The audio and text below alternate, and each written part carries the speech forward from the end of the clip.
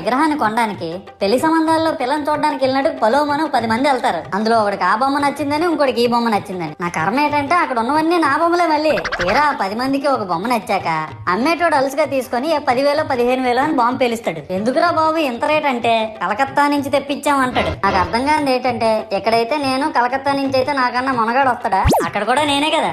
ఇలా నన్ను బజార్లో పెట్టి బేరం ఆడి నా మొహానికి ముసుగేసి వ్యాన్ ఎక్కిస్తారు. ఆ వ్యాన్ డ్రైవర్ గాడు నేనున్నానని కూడా చూడకుండా ఏదో ఆలోచించుకుంటా డ్రైవ్ చేస్తా. గతకల్లో గబ్బి గుబ్బి మన తించేసి నా కాల్లో చెయ్యి ఎరగొట్టేస్తాడు. ఈ విషయం చందాలు ఇచ్చిన చిన్నోళ్ళకి తెలిస్తే మళ్ళీ ఇరిగిపోయిన బొమ్మ పెట్టకూడదని ఏ బొమ్మ రాసి కవర్ చేసేస్తాడు. సరేలే జరిగిందేదో జరిగింది, నా భక్తులే కదా, కూల్ బ్రో అని చిల్లయ్యే లోపు నన్ను పందిర్లో పెట్టి ముసుగు తీసి నాకన్నా పొడుగుండే సౌండ్ బాక్సులు 2 నా చెవులు పక్కన పెట్టి డీజే గణేష్ బ్రో అని చెప్పి నా పాటలను కూనీ చేస్తారు. సరేలే పిల్లలు కదా, ఇప్పుడు కాకపోతే ఎప్పుడు ఎంజాయ్ చేస్తారు, కాసేపట్లో పూజ స్టార్ట్ చేస్తారని వెయిట్ చేస్తా ఉంటే ఆ 5 రూపాయల వ్రతకల్పన బుక్ చూస్తే ఎక్కడ లేని కోపం